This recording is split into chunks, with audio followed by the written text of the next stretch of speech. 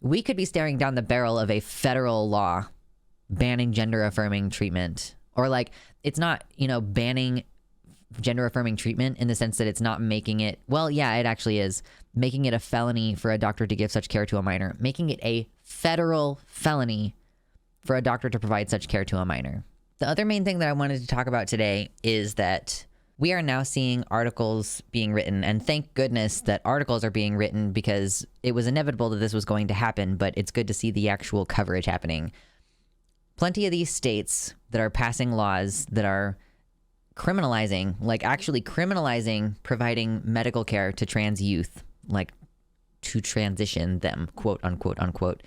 Clearly, there are families who are still going to be dedicated to providing their children with the medical care that the doctors have deemed is appropriate. So we're seeing families just kind of have to pick up and leave places like Florida, places like Texas, and go to states where it's safer and they have more access. Now, one of the things that's good that we're seeing is that some states are passing specific sanctuary laws, meaning that if the state of Texas for some reason tries to pursue you and say, hey, you are providing this care, you left our state specifically so that you could get it, and you were doing it here, so it's illegal, and like we want you to be kicked out of California and sent back to Texas so that we can prosecute you. California has a law that has passed now, I believe, that says, fuck you, Texas, and every other state that does this. We are a sanctuary state. We do not acknowledge subpoenas for you trying to come after these people for these specific things. Like, we just don't acknowledge your subpoenas. So that's cool. But yeah, we're basically having an internal refugee crisis beginning now, where it's even further polarizing things, where rural areas are cracking down on this, and like most queer people who can afford to leave want to leave anyway, but you're just like forcing them out more and more. Is it possible for cities to pass sanctuary ordinances? I'm not sure. I don't actually think so. It sort of depends on whether some states have laws that specifically say municipalities cannot set laws that are overriding the state law. So the reason why I know that is because I seem to recall that at one time Kansas had an issue with that, where it was like the state law did not provide sexual orientation or gender identity protections, and then a local municipality tried to pass protections, and those protections were then like they were revoked basically because the state said like you can't pass, or I guess like a local minimum wage law would be kind of similar. Like the state says you can't pass a local minimum wage law that because the state government is above the municipal government in like the governmental hierarchy, Aaron posted something about a Texas family went to Oklahoma. Yeah, that's actually what we're going to be looking at. We're going to be looking at this article because this article is saying one trans teen in Texas was suicidal, had to flee to Oklahoma for treatment so they wouldn't be taken from their mother. This is from Politico, and I wanted to actually go ahead and look at it if we can. Please don't box me out, Politico. Conservative states are blocking trans medical care, and families are fleeing. From Texas to Florida, families with kids who are medically transitioning say state policies limiting gender-affirming care are forcing them to flee. Carrie Jackson and her family of 3 fondly remember their home in Denton, Texas. They had moved to the Dallas suburb from the tiny town of Malakoff, Texas back in 2016. Jackson landed a job she liked as a lead counselor for the Aubrey Independent School District. Carrie said that her 17-year-old junior in high school, Cass, who is transgender, was thriving. Coming out and socially transitioning at 14 had been rough, but by the time Cass was 17, they were a well-adjusted teen who identified as non-binary and used they-them pronouns. Cass was making great grades, working a job, driving a car, and starting to think about college. I hid away for a really long time, Cass recalled, but then I figured this out about myself against all odds. On the night of February 22, Carrie was sitting in bed scrolling through the Facebook feed and spotted a news article posted by another mother, talking about how Texas Governor Greg Abbott had issued a directive making it so that CPS would investigate families of transgender kids. These parents could be brought up on charges of child abuse, and people who worked with trans kids could be too if they did not report such families to state authorities. Just weeks later, the Jacksons were en route to Cumberland, a small city near the Allegheny Mountains in western Maryland, where Cass's older sibling lived. Cass's sibling, Bug, cute, is also transgender and would provide a new home for Cass, their mother, and their other sister. Unemployed and without a plan, the family felt their only option was to flee a state they had never intended to leave. They were leaving their home. The Jacksons are not the only family that has left Texas since this directive. This is part of a larger exodus of families with trans children from states that have implemented laws and policies clamping down on their access to health care, according to political interviews with more than a dozen transgender teens and adults and their family members. The fight over access to gender-affirming medical care for trans youths, such as the fight over abortion rights and other issues at the intersection of health, politics, gender, culture, and race, is impacting where Americans want to live, work, and raise families. Obviously, this has grown particularly acute the past year as conservative governors and legislators have restricted access to medical care for gender dysphoria. Let's see. According to Cass, everyone knew they were trans and that their mom was a lead counselor in the school district. Cass worried about their mother's career in school counseling and of the risk to their whole family if they were reported to the Department of Family and Protective Services. Within days, Cass recalled, they were bursting into their mother's room filled with suicidal thoughts. I knew there was a spotlight on me, and it felt like I embarrassed myself in public, like I was naked and everyone was looking at me. It was a very dark time. Remembering that moment, Carrie said, they woke me up because they were having very intense suicidal thoughts, and they knew that's what they were supposed to do, is to come get me. I'm glad that this is like a supportive family, because holy shit, it's so much worse. It's so much worse when you don't have a supportive family. If a person moves to another state, aren't they automatically no longer under the jurisdiction of the former? Well, the idea is that they were committing a crime.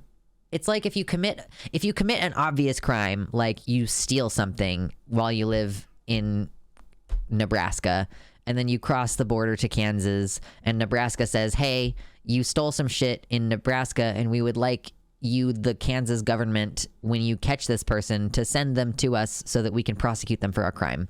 Like, that's the idea, I think, generally speaking. Yo, if you have not yet hit like on the video, please. It is just the smallest thing you could possibly do to contribute to the channel. Texas is trying to do a Hitler, attempting to get all the sexual deviants disabled. The deviants disabled and the Jews from occupied areas back to Germany. FYI, we got the pink triangle from Nazis. Nothing original here. Yeah, Blind Traveler, I agree. It's just really clearly genocidal intent. They just want there to be fewer of us. Fugitive trans laws. Yeah, I mean, basically. So that's why it's necessary for there to then be sanctuary laws where they say, we will not extradite someone who you are attempting to prosecute for this kind of crime. If you are trans and live in these states, get the fuck out. It was 4 years last time before they were gassing LGBT people in the back of trucks in Germany. This slippery slope only slides one way. I know I am personally scared and still thinking about what options I have. Like, I'm locked into a lease until next year in December. And so that's the amount of time that we have for me to watch and see how things go before deciding whether, like, it's gonna get real. You know what I mean? But it might still get real. So, let's see. Arkansas, Arizona, and Alabama have passed laws limiting or outright banning gender-affirming care for minors, while states including Texas and Florida are using executive actions to pursue similar goals. Yeah, keeping in mind that they are circumventing the democratic process in Texas and Florida. Actually, in Florida, they had attempted to pass a law like this in the legislature, and they didn't. So they really seriously circumvented the rule of law by using executive powers when the law didn't pass in the legislative process. The Arkansas, Texas, and Alabama measures have been blocked or partly blocked in court while legal battles continue. Advocates have also vowed to challenge Arizona's less sweeping law. Tennessee has a much narrower state law enacted in 2020, which bars hormonal treatment for, quote, prepubertal minors. But since young children generally don't receive that care, experts said, it doesn't actually have an impact, though some lawmakers have pushed for more comprehensive legislation blocking gender-affirming care. You don't give hormones or puberty blockers to prepubertal minors. You don't even implement blockers until they're at like a certain phase of puberty. They have to be literally in the middle of puberty before you can give them the blockers. What the fuck? How safe are people in states that aren't passing these laws? It's going to depend on your, like Colorado, the place where the shooting just happened, is, as far as I know, is not one of the states that's passing laws like this. It's supposed to be a liberal place, but in the community of Colorado Springs, it was known within the past year that there were increasing alt-right presence and fewer like gay bars and stuff like that. So it's it fucking depends, you know? Like, I live in a place that is, like, I live in Kansas. It's a red state. It's a red state that somehow also always manages to have, like, a Democratic governor right now. Weird. But, like, it's fine here. Like, it's relatively fine. There isn't very much really strong hate toward trans people and stuff here, as far as I'm concerned. Even when they try to pass the laws in the legislature, they don't succeed. I think that we tried to pass a sports restriction. Well, I guess, like, part of the reason that shit doesn't pass is because thank fucking Christ for Governor Laura Kelly. But yeah, it just depends where you live. Like, literally the city that you live in, even within a liberal state or even within a conservative state, can make a big difference in how safe you are. I live in Colorado. Basically, the further you get away from the center of the state, the more right-leaning it gets. Yeah, because the center of the state is where Denver is. So, like, the further you get away from the metropolis. Yeah, great job, Tennessee. You outlawed something that was not happening. Some states are also limiting, or in some cases excluding, Medicaid coverage for gender-affirming care, including for adults, which they did in Florida. So basically, if you're poor enough that you require state insurance, we're going to refuse to cover a gender-affirming care because we've decided that there's not enough proof that this is effective care, I guess. The governors, legislators, and other officials who argue for curbing access to trans healthcare say it is dangerous and that the state should intervene to protect young people from physical and emotional harm, as well as damaging influences about gender fluidity. Alabama's Republican governor says, "I believe very strongly that if the good Lord made you a boy, you are a boy, and if he made you a girl, you are a girl," she said when she signed her state's ban on care into law. At least 15 other state legislatures are considering proposals for similar restrictions. At the federal level, we also have Marjorie Taylor Greene introducing the, quote, Protect Children's Innocence Act, which would ban federal funding for health plans that cover gender-affirming treatment, prohibit U.S. academia from training doctors in how to provide such care, and make it a felony for a doctor to give such care to a minor. There are 49 co-sponsors. Has not yet been heard in the House, but that could change as the Republicans will take control in that chamber next year.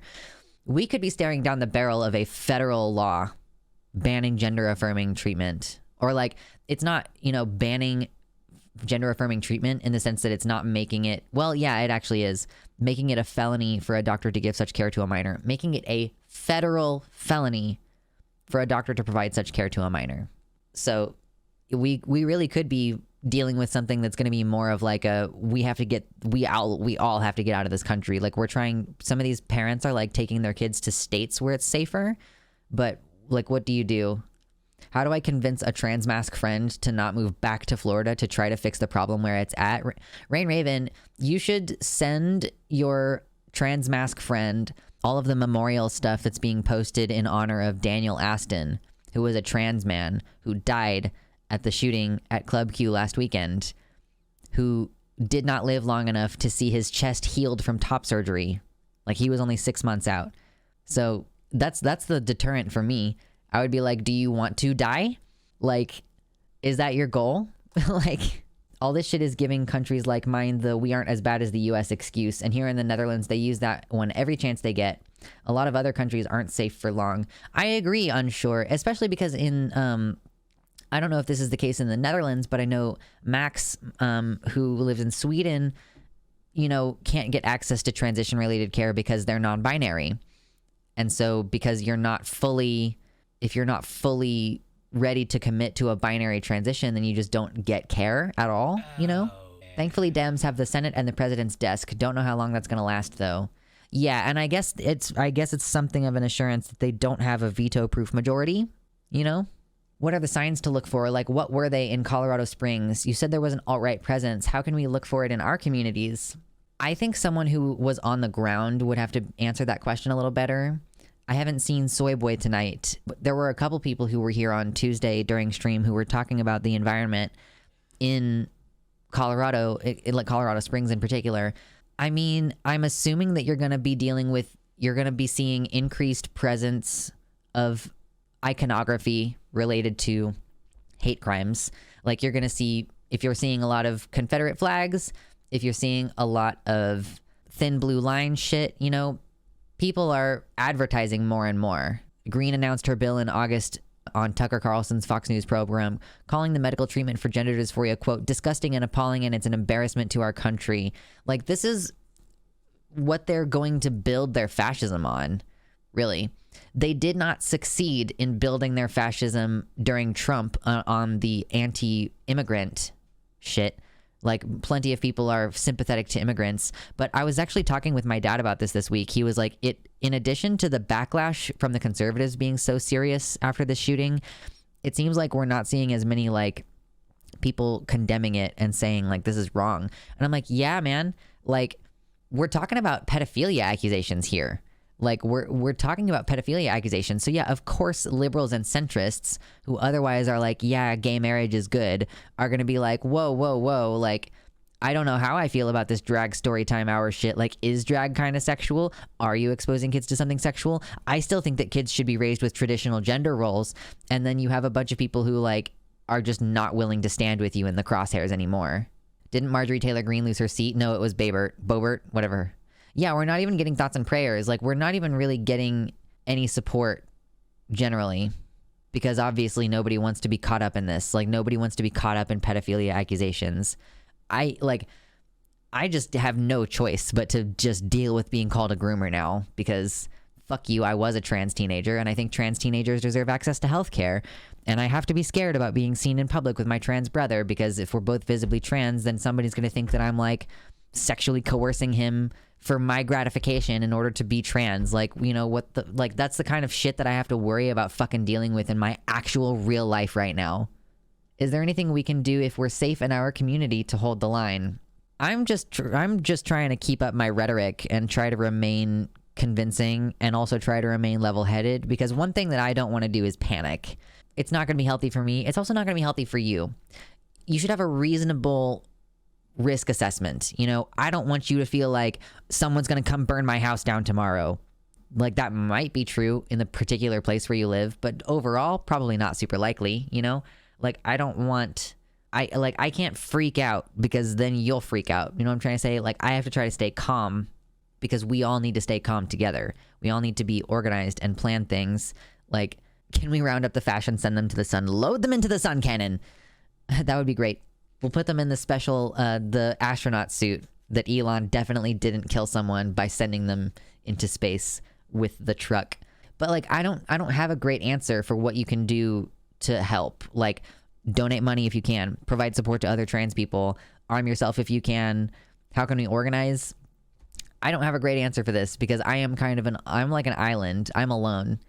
Like, I'm going to be trying to visit with some friends in the spring, but for the most part, like, I don't know anyone, and so I don't have the answers for how to organize. If we can find some resources that we can vet for that, like, that's something that I'm interested in. If people don't know, Canada has a law allowing asylum and refugee status based on sexual orientation and gender identity. Okay, see, I didn't know that explicitly. That must be a recent change, because I looked into this recently, and I don't think... Well, yeah, like, the problem with the asylum law in Canada is that it's like, if there's nowhere safe within your country, you can come here. But so long as California has a sanctuary state law, Canada won't take you, because the whole, like, there is somewhere safe within your own country where you could go, unless you can somehow prove that it's, you know, somehow demonstrably not safe there. But yeah, basically the unfortunate thing is, like, so long as California and Connecticut and Minnesota have sanctuary state laws, you cannot go from America to Canada as an asylum seeker. You'd have to go through a normal immigration process, like a work visa or something along those lines. I remember, because I looked into this earlier this year. We're thinking about leaving, okay? Thank you so much to my patrons for supporting all the work behind the scenes. I appreciate you so much, and I especially want to shout out Tiago Nascimento, Mersh Rolvag, Jovian F. Gaudreau, Bean, M. Hatfield, Heather Clarkson, Amanda B., Sarah A., R. Halverson, Athiette, Michelle Winter, Wellington Marcus, Nova, Suzanne Maynard, Elizabeth Bartell, Sojo, and Mr. Atheist.